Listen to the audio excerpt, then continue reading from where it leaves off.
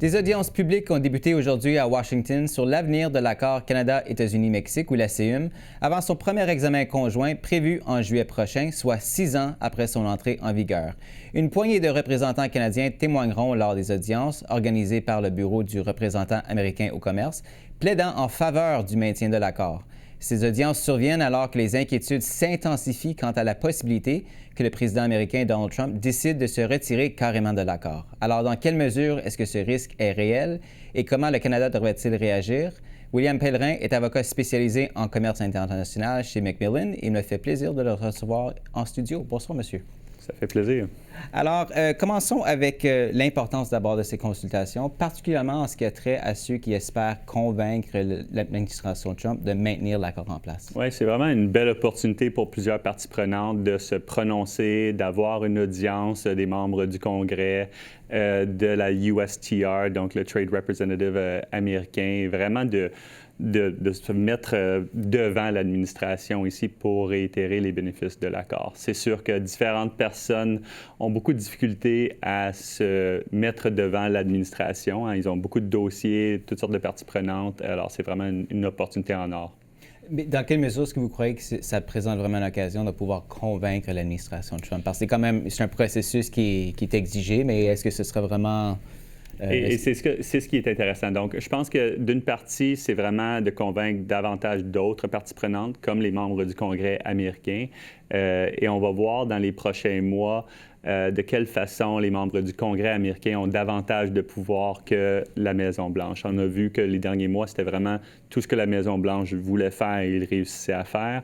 Je pense qu'il commence à avoir un peu de va-et-vient, de pushback de la part du Congrès américain en matière de commerce, parce qu'on a vu que même le gouvernement américain a été obligé de défaire quelques tarifs qu'ils avaient mis en place justement pour contrôler le coût de la vie ou les tarifs sur l'agriculture, par exemple. On le sait bien, le président Trump considère le commerce international comme un jeu à somme nulle. Dans quelle mesure croyez-vous qu'on peut vraiment convaincre M. Trump de voir les choses différemment et quels sont les arguments qui sont les plus susceptibles de le faire changer d'avis? Je pense que c'est là la question la plus importante. Vous avez vraiment frappé sur la pointe. Là. C'est très difficile de convaincre l'administration américaine de dire qu'on est tous plus forts ensemble, hein, sous le même chapiteau. Je pense que ce qu'il faut réitérer, c'est vraiment que si le Mexique et le Canada commencent à tomber en récession ou commencent à avoir des secteurs qui souffrent, que ça va créer un effet de contagion sur le secteur, sur l'industrie et l'économie américaine dans son ensemble. Je pense que du côté du secteur automobile, c'est clair, même si on entend le secrétaire Lutnick, par exemple, dire qu'il veut mettre fin à la production d'automobiles au Canada et au Mexique, il veut que ça se fasse entièrement aux États-Unis. Donc vraiment, il y a énormément de travail à faire de ce côté-là, d'aller chercher nos alliés aux États-Unis et de démontrer que cette espèce de contagion qui pourrait se propager dans l'économie américaine est vraiment réelle. Déjà, depuis le mois d'août, le premier ministre de l'Ontario, Doug Ford, avertissait que M. Trump pourrait carrément se retirer de la CEUM. Selon le Globe and Mail, Brian Clow, l'ex-chef adjoint du premier ministre Justin Trudeau, se dit de plus en plus inquiet que Trump pourrait émettre un avis de retrait. Selon vous, quelle est la probabilité que ça se produise? Donc, je serais très surpris si l'administration américaine n'utilisait pas la menace comme tactique de négociation. Comme tactique de négociation. Ouais. Je pense que les menaces ont été faites de façon constante dans le passé. Je pense que c'est tout autre chose de vraiment de demander le 6 mois pour sortir de l'accord. Qu'est-ce que ça impliquerait pour les États-Unis et pour le Canada? Donc, sur le plan légal, c'est très complexe, en principe, parce que sortir de la CEUM, ça veut dire quoi? Ça veut dire qu'on ne tombe pas il n'y a pas d'accord entre le Canada et les États-Unis. Ça veut dire que tout ce qui est libre-échange tombe. Sauf que là, il faut penser quel accord existait avant la CEUM. Est-ce qu'on retombe sous l'accord Canada-États-Unis de la fin des années 80? L'ALENA, quoi. Oui, même avant l'ALENA. Ouais. Et donc, il y a toutes sortes de questions qui se posent quant aux questions tarifaires, par exemple, ou à la coordination et qu'est-ce qui pourrait arriver. Donc, c'est sûr que Canada et Mexique continueraient. On est déjà membre de certains autres accords, dont le partenariat du Pacifique. Mais que les États-Unis quittent la CIUM, c'est sûr que ça serait dévastateur pour tous. Oui, puis c'est une chose à songer, à déchirer l'accord, mais j'imagine que M. Trump et son équipe ont quand même des raisons pour lesquelles ils voudraient rester, s'appuyer sur la CIUM plutôt que de recommencer et devoir en fait reconstruire de nouveaux accords bilatéraux, j'imagine. Absolument. Je pense que c'est une grosse étape de passer d'une chose à l'autre. C'est pas clair qu'ils veulent faire ça. Je pense que beaucoup de questions de menaces plus que d'autres choses.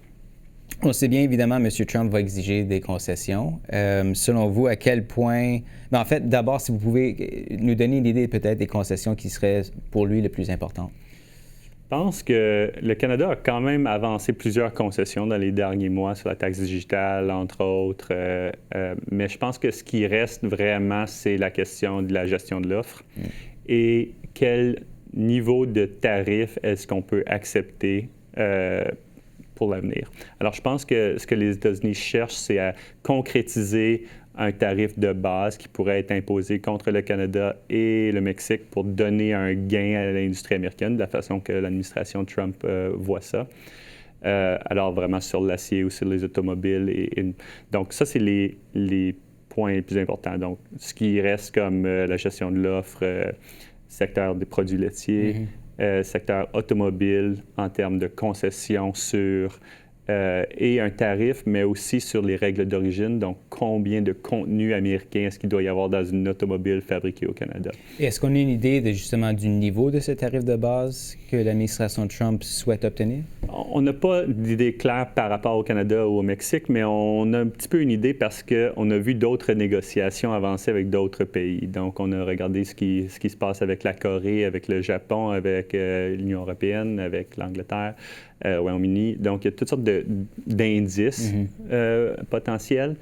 Ce qui n'est pas bon pour le Canada, c'est qu'on n'a pas avancé, ces autres pays-là n'ont pas vraiment avancé beaucoup sur le plan des tarifs sectoriels. C'est-à-dire, même s'ils ont eu une baisse sur le tarif de base qui s'applique à eux, le tarif AIPA, qu'on appelle, International Emergency Economic Powers Act, mais les tarifs sectoriels sur l'acier et sur le secteur des automobiles, par exemple, ces pays-là n'ont pas vraiment eu gain de cause dans les négociations. Donc, je pense que c'est là que le Canada doit jouer dur puis essayer d'avoir des gains. Il nous reste seulement 30 secondes, mais je l'ai mentionné, évidemment, on s'attend à des concessions de la part du Canada, du Mexique. À quel point croyez-vous que ces négociations seront difficiles et pénibles pour le Canada? Je pense qu'elles elles vont être très difficiles et pénibles. Il y a plusieurs secteurs au Canada qui souffrent énormément par rapport aux tarifs, et particulièrement les tarifs sectoriels présentement. On voit l'industrie du meuble, l'industrie des armoires de cuisine qui auront un tarif de 50 sous peu. On voit des mises à pied, on voit déjà des fermetures d'usines dans leur entièreté. Et ça va être très important pour le Canada d'essayer de combattre ces tarifs-là et d'aller chercher des gains pour qu'on retourne à un plafond de bas tarifs, un taux de bas tarifs. Mais c'est pas clair que l'administration américaine est du tout prête à ça. William Pellerin, on va devoir s'arrêter là-dessus. Merci pour ces explications. C'est un plaisir.